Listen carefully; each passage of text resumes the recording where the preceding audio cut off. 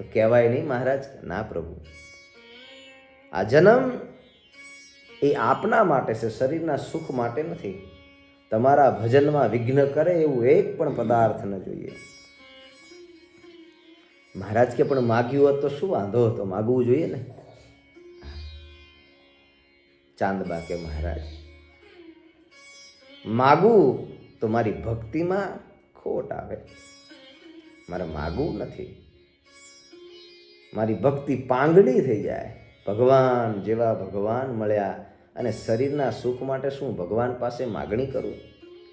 માટે પ્રભુ, મારે નહોતું માગવું એટલે મેં ક્યારેય માગ્યું નથી આપણી પાસે. ભગવાન સહજાનંદ સ્વામી કહે, ચાંદબા, અમે આપની પર ખૂબ રાજી થયા. ભગવાન શ્રીહરિ રાજી થયા. તો ચાંદબા લ્યો, તો હવે અમે તમારો હાથ ચડાવી દઈએ મહારાજ. આપનો સ્પર્શ થાય એથી મારા જીવનની બીજી અમૂલ્ય ઘડી કઈ હોય પ્રભુ? ભગવાન શ્રીહરિ દિવ્ય રૂપે મહારાજ ચાંદબાઈની બાજુની અંદર ચાંદબાઈને કહે કે લાવો તમારો હાથ. ચાંદબાઈએ થોડો હાથ લાંબો કર્યો. ભગવાન શ્રીહરિએ ખભે હાથ મૂકી, એક હાથ નીચે રાખી અને ખાંદબાઈનો ચડેલો જે હાંધાનો જે ઉતરેલો જે ખભો હતો એ ખભાને ભગવાન શ્રીહરિએ ઊંચો કરી યથા જગ્યાએ મહારાજે ઓપરેશન કરી આપ્યું. આવા ભગવાન છે. ભક્તને જે કંઈ દુઃખ કે પીડા આવે છે, ભગવાન બંધાયેલા છે મહારાજ કે કાળકર્મ અને માયા ભગવાનના ભક્તને કાંઈ જ કરી શકતી નથી. જે કંઈ ભક્તને દુઃખ ને પીડા આવે છે એ આપનાર ભગવાન છે.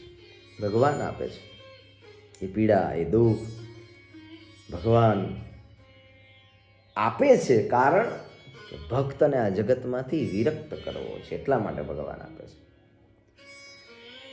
આપણે તો નાનકડું કંઈક દુઃખ આવી જાય તોય, અને હાવ નાનું હોય તોય બોલો કેટલી બાધા રાખીએ, કેટલા સંકલ્પ કરીએ, ભગવાનને કયા કરીએ કે હે પ્રભુ અમે તમારા થયા તે થોડુંક તો ટાળો.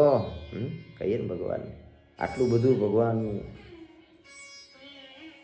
હે પ્રભુ આ દુઃખ એ મારાથી સહન નથી થતું, એમ આપણે ભગવાન પાસે માગી લઈએ. ચાંદબાએ ભગવાન શ્રીહરિને બે હાથ જોડી વંદન કરી. ભગવાને એનો હાથ ચડાવ્યો. ભગવાન શ્રીહરિ આ ભેંસઝાડની અંદર મહારાજ આવા અનંત ભક્તો છે. ભગવાન શ્રીહરિ ભેંસઝાડની અંદર મહારાજ પધાર્યા છે. ચાંદબાઈને આ વાતની ખબર પડેલી કે મહારાજ આવ્યા છે, અને મહારાજની પાસે જઈ અને આ ચાંદબાઈએ મહારાજને કહ્યું કે મહારાજ એક વિનંતી છે. મહારાજ કે શું? પ્રભુ કાયમ ઓઝલમાં રહેવું પડે, આપ ઘણી વખત પધારો પણ આપના દર્શન થતા નથી મહારાજ, માટે આપના દર્શન થાય એવી કૃપા કરો. ભગવાનને વિનંતી કરી. મહારાજ દર્શન ન થાય તો જીવ્યાનો કોઈ અર્થ નથી. આ જન્મ આ પ્રગટ પ્રમાણ મનુષ્ય રૂપ ભગવાન શ્રીહરિ આ ધરતી પર બિરાજો છે. આપના દર્શન ન થાય તો આ જીવન જીવ્યાનો આધાર શું? જીવન જીવ્યાનો અર્થ શું? માટે આપના દર્શન થાય પ્રભુ અમારી પર કૃપા કરો. ઉદાસ થઈ ગયા ચાંદબા. મહારાજને સમાચાર આપ્યા. ભગવાન શ્રીહરિ કહે છે કે રાત્રે પધારજો મારા દર્શન કરવા માટે. શરીર આ દેહ એક તો નારીનો, રાત્રિના સમયે ભગવાનના દર્શન કરવા જવાનું, ઘરમાંથી નીકળવું કેમ? મહારાજ કહે છે રાત્રે આવજો, એ અમે નિરાતે દર્શન આપને આપીશું. ભગવાને રાત્રેના સમયે બોલાવ્યો. મહારાજે કહ્યું કે કેવી રીતે દર્શન કરવા આવશો, એનું મહારાજે આખી પદ્ધતિ બતાવી. મહારાજ કે જો અમારો જ્યાં ઉતારો છે એ ઉતારામાં આગળ તો બધા પાર્ષદો અને ચોકીદારો છે, અહીંયાથી તો તમારાથી અવાશે નહીં, અને રાત્રિના સમયે તો કેમ અવાશે? માટે તમે આગળના દરવાજેથી નહીં મહારાજ કે પાછળના દરવાજે આવજો. પણ મહારાજ પાછળ તો દિવાલ હોય, અહીંયા કેમનું આવું?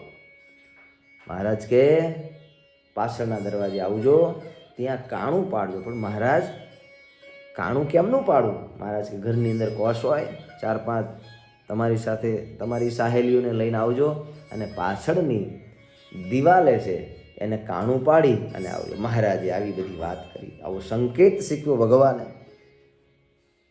ધીરે ધીરે ધીરે રાત પડી, પણ ચાંદબાને તો એકાંતમાં ભગવાનના દર્શન કરવા હતા. એના વિચારોની અંદર ક્યારે ભગવાન પાસે જઈએ અને ક્યારે પ્રભુના દર્શન થાય.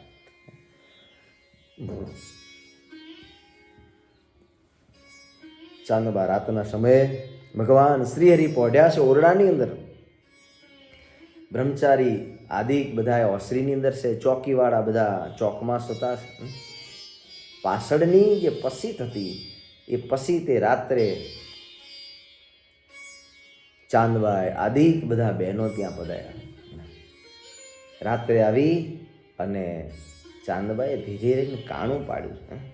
ભગવાન શ્રીહરિ જે કાણું પાડ્યું હતું એ જ રૂમમાં ભગવાન સૂતા હતા. આગળ કોઈને ખબર ન પડી. પાછળથી ધીરેથી દિવાલને થોડી અંદરથી છિદ્ર કરી અને અંદર આવી ગયા. ભગવાન શ્રીહરિ ચાંદબાઈને જોયા, બહુ રાજી થયા. ભગવાનના દર્શન કર્યા,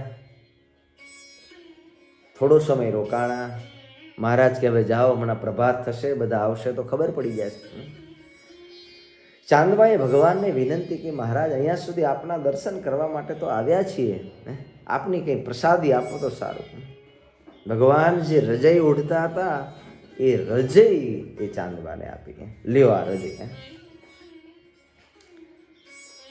રજઈ લઈ અને ચાંદબાઈ ઘરે પહોંચ્યા. આ બાજુ ભગવાન સહજાનંદ સ્વામીએ બૂમ પાડી હો, અને ભગવાન બધાને ઠપકો આપવા લાગ્યા.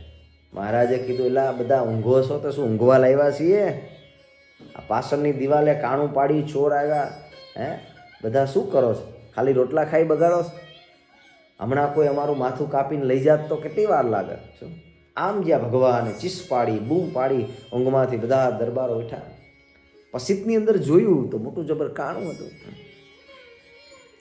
મૂળજી બ્રહ્મચારી મૂંઝાણા, અને મૂળજી બ્રહ્મચારી ભગવાન શ્રીહરિને માથે ખીજાણા. શું કામ ખીજાણા? એ કે કાણું પડ્યું તો પડ્યું, પણ ઓલી ગોદડી ક્યાંય ગઈ? ગોદડી દેખાતી નથી. બ્રહ્મચારી જોઈ ગયા. મહારાજને ઓઢવા ગોદડી આપેલી, એ ગોદડી ના દેખાણી. ભગવાનની માથે ખીજાણા. મહારાજને કહેશે કે પ્રભુ બાજુમાંથી પાડોશમાંથી ગોદડી લાવ્યો તો તમને ઓઢાડવા માટે ને ગોદડી તો દેખાતી, મારી ગોદડી ક્યાં ગઈ? મહારાજ કે તને ગોદડી નહીં પડી છે? આ કોક અમારું માથું હમણાં કાપી ગયા હોત તો? એ બધી વાત સાચી મહારાજ, પણ ગોદડી મારી લાવો, બીજી વાત નહીં. મૂળજી બ્રહ્મચારી કે દાનેશ્વરી આવા દાનવાન છો એ તમને ખબર છે, પણ પાડોશીનું લાવીને કોકને દઈ દો છે તો આજ ખબર પડી. મૂળજી બ્રહ્મચારી પાડોશીને હું શું જવાબ આપી? મૂળજી બ્રહ્મચારી માટે ગમે ત્યાંથી ગોદડી લઈ આવો. ભગવાન શ્રીહરિ બ્રહ્મચારીની આવી મીઠી ભાષા અને સાંભળી અને હસવા લાગ્યા. બ્રહ્મચારી તો જાણતા હતા કે તો ભગવાન છે. ભગવાન શ્રીહરિ ચાંદબાના સંકલ્પને પૂર્ણ કરી અને ભગવાને એ જે ગોદડી હતી એ ગોદડી ચાંદબાને આપી. બધાને ખૂબ આનંદ થયો છે.